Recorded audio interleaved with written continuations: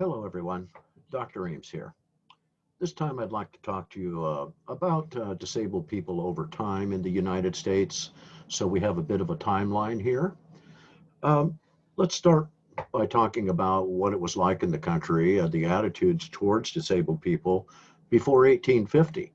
And so if we're talking before 1850, we're still looking at the country as mainly agrarian. The Industrial Revolution has certainly begun, and people are doing a social change, moving to the cities, leaving the farms, and so forth.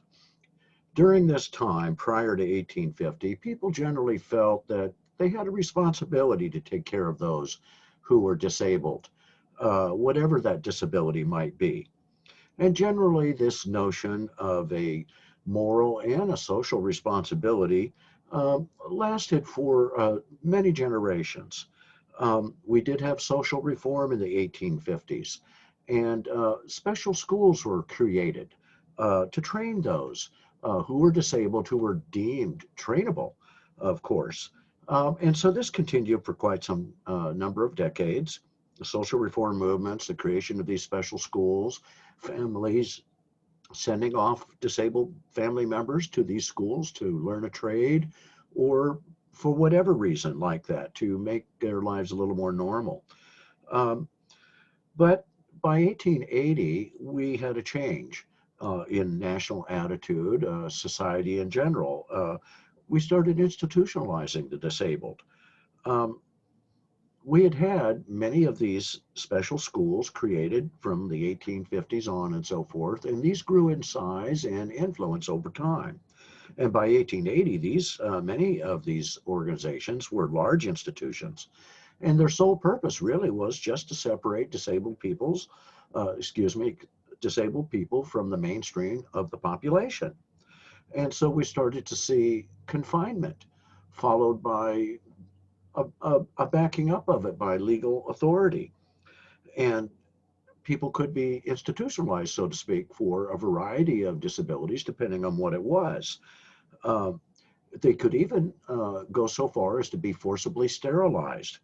And this was done through legislation at the state level all over the country. So from about the 1850s to the turn of the 20th century, we saw a slow changing of the attitude where first we wanted to help people, train them, put them in special schools, but the schools themselves turned into large institutions, which really began to have the power of life and death over a disabled person. You have to remember what society was like in America at this time. At the turn of the 20th century, and certainly before, women did not have the right to vote, so they were second class citizens. And so it was much more, I don't know if you could say it was more patriarchal society than we have today, because we still are very patriarchal. But it would be that patriarchal notion that if a male's in charge of the family, he makes a decision to have a family member institutionalized for some disability, uh, the legal authorities are going to back him up on that. Um, and so this is a time when it was a different world than it is today. Confinement, institutionalization, even possibly forced sterilization. Um, we did see some changes start to happen after World War One.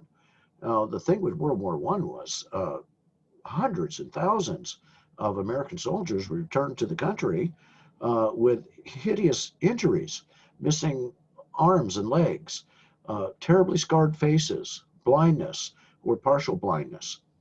And just remember that the time there is no health care, there is no plastic surgery. Uh, injured veterans would literally wear metal and plastic masks in public or cloth masks to cover up their disfigurements. Um, and there were so many of these people that being disabled in this way, where you could obviously see they were missing limbs and had these other terrible things that had happened to them, uh, it changed the thinking over time slowly that these World War One veterans were not silent about it. Um, they wanted help. And we slowly saw a change of attitude, not amongst everybody in the country, but among some who started to think that maybe rehabilitation is where we should go. And so, rehabilitation, trying to help the disabled, through government effort really happened for the very first time with the Rehabilitation Act of 1918. And it was all spurred by all these thousands of American veterans who came home from the World War I, where we, had really developed some of the most horrendous weapons of all time, barbed wire and tanks.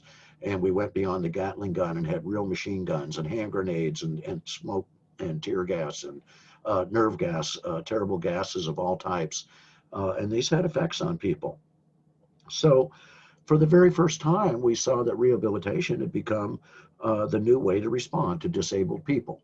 Uh, but employers, in particular, did not embrace the disabled. Many stereotypes, of course, about disabled people. And they didn't embrace rehabilitation, and they consequently only awarded the most menial of jobs to disabled veterans and so forth. So the program did not last and it did not take off because it just wasn't embraced by the business world. The old discrimination of let's institutionalize, let's disregard these people. Um, After World War II, another long, horrendous war with a lot of veterans returning to the country who were maimed and disfigured by the war in various ways, the general populace in America became slightly more accepting of disability. And they viewed disability as something, oh, now we're going to have to cope with it. So we started to move away from this notion that people who are disabled have to be institutionalized, whether it's whatever their condition might be. The emphasis slowly did shift from modifying the disabled to modifying the world that they live in around them. And so we did see some decades of activism, particularly in the 1960s. Um, Disabled persons became activists during the 1960s. Just like many other facets of society, we had a social revolution at that time. And the goal for the 1960s disabled activists was to remove as many obstacles to having a normal life as possible. In 1970s, we saw some progress with this idea. We got some federal law, finally, a little bit with executive orders and so forth that says you're going to have to provide, if you're an employer, access and accommodation to a minimal extent for disabled people in the workplace.